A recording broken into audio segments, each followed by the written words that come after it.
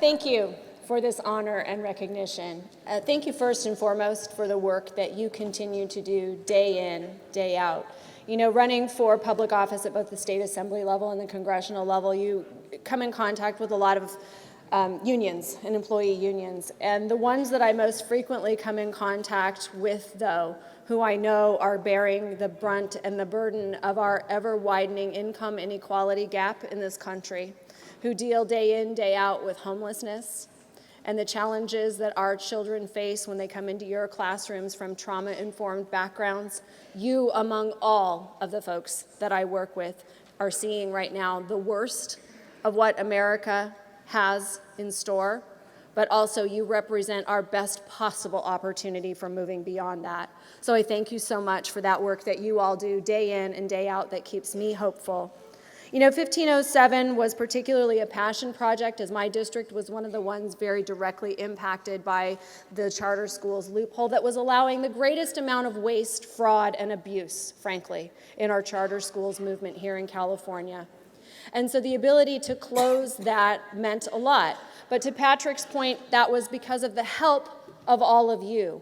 We did this together, and we did it because it was right.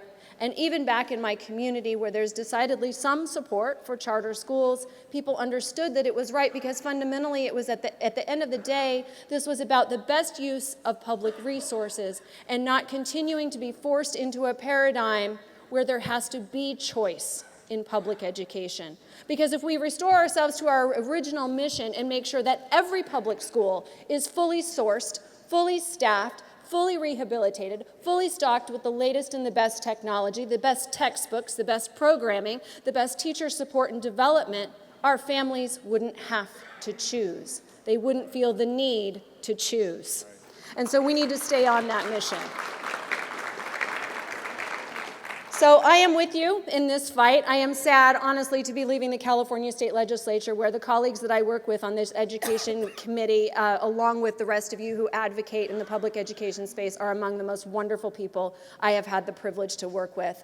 But I find myself on a new mission to head to Washington, D.C. to give Betsy DeVos a little hell. And I am looking forward to doing that, because the other thing that we have failed to do is, you know, the annual test score reports come out year after year, and we all know what a marginal meaning those have in the work that you all do every day. We compartmentalize public education into those annual reports, but we don't talk about what we need to do to continue to improve our public schools. Everyone wants to lament and complain, but no one wants to have a vision for moving us forward. I want to be that person and that voice for you in Washington, D.C. And we're going to talk about teacher salaries, and we're going to talk about teacher professional development and fully supported teacher credentialing programs in this country so that we get to a diverse and well-paid workforce that reflects the communities in which you teach and serve. We're going to talk about fully funding IDEA so that local school districts are no longer tasked with balancing putting the needs of their special education students first and foremost, as we know they all do, but at the same time knowing the hit to our general fund budgets that creates.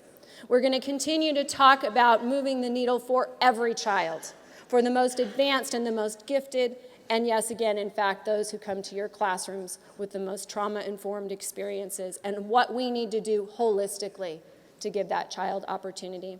So it's with tremendous gratitude that I accept this award today. I appreciate your endorsement and support. It means the world to me. I am still that person who, if I run into a teacher I've had at any point in my life out in the community, it's still Mrs. or Mr. or it's so lovely to see you, or like the little kids you probably run into when you're in the supermarket and they just can't talk at all.